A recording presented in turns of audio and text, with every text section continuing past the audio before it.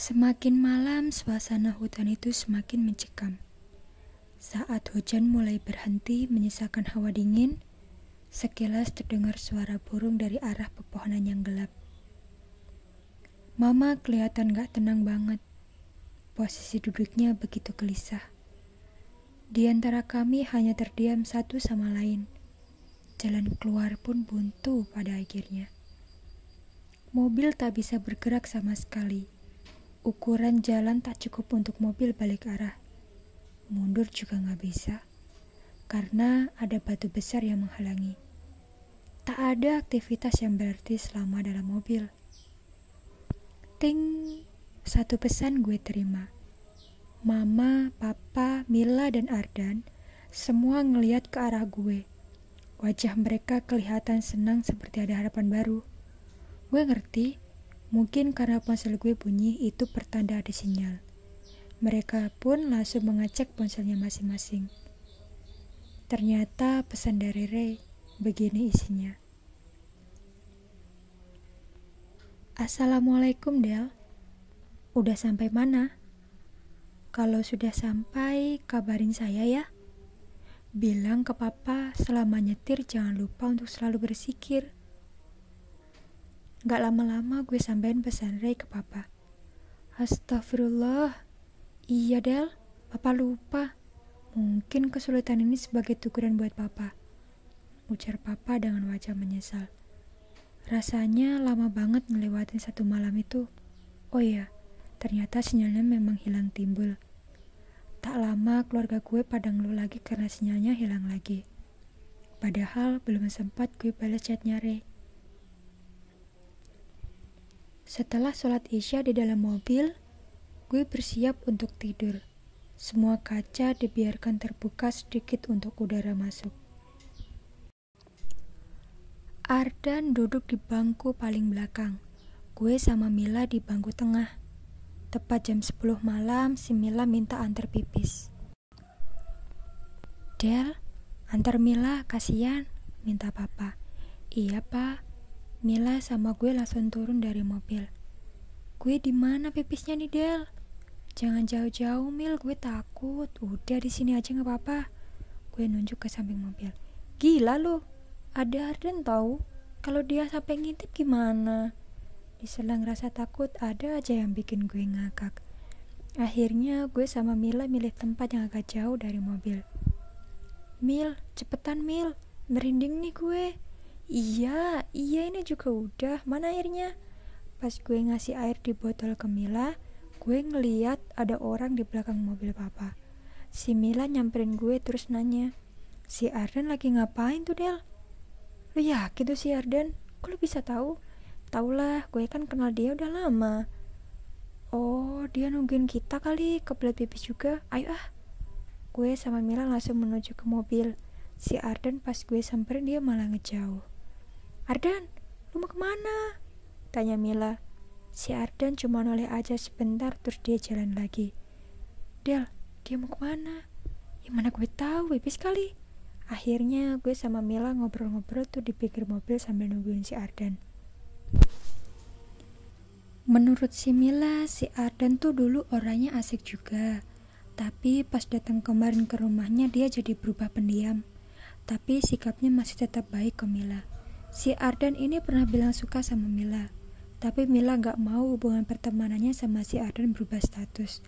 Mila lebih nyaman Arden jadi sahabatnya. Lagi pula mereka saudara. Ayahnya udah lama meninggal, terus ibunya nikah lagi sama orang Tasik dan menetap di sana. Ardan hidup mandiri di kota, kuliah sambil kerja di toko buku. Gue sama Mila malam itu masih bisa lihat si Ardan.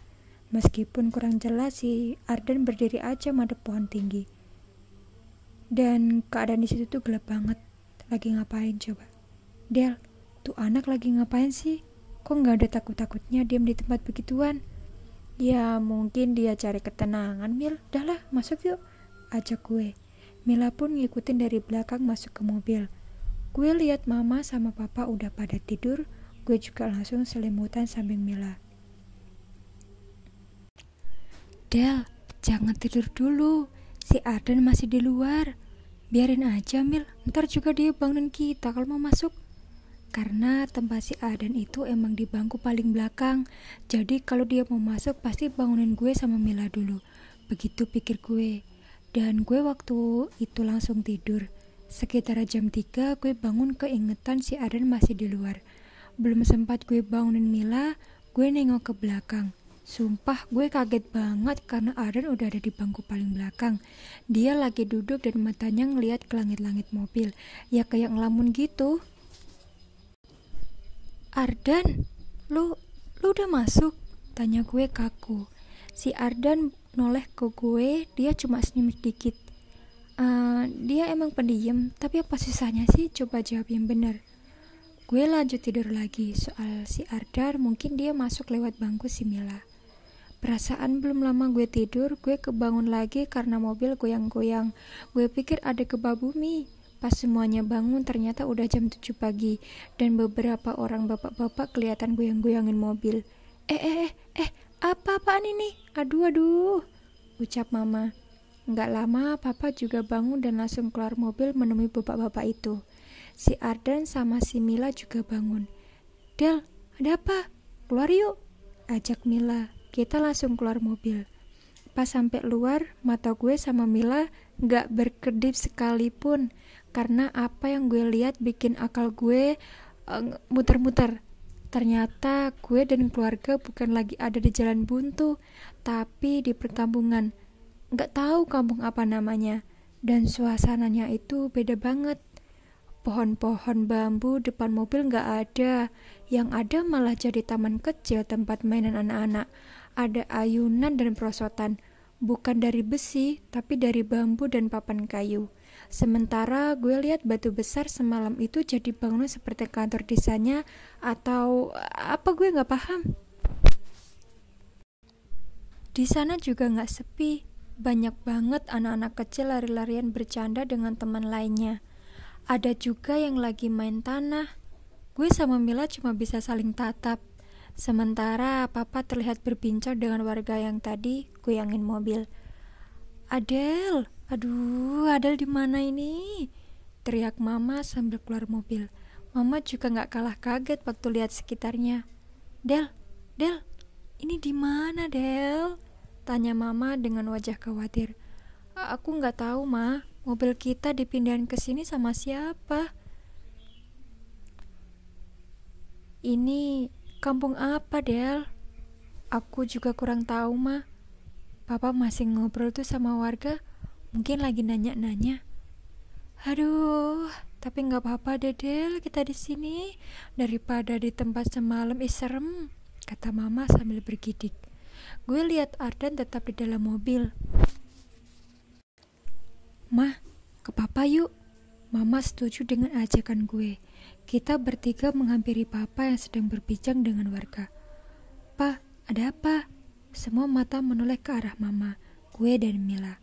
Tapi anehnya mereka seperti tak menyukai Mila. Tatapannya jutek gitu pas lihat Mila. Apa cuma perasaan gue aja? Mah, ini namanya desa. Kita harus menemui kepala desa dulu sebagai izin masuk, jawab papa. Oh, ya udah, di mana tempat kepala desanya? Di sana, Bu. Tunjuk seorang bapak ke arah rumah yang ada di bawah. Akhirnya kita menuju ke rumah kepala desa ditemani 3 orang bapak-bapak.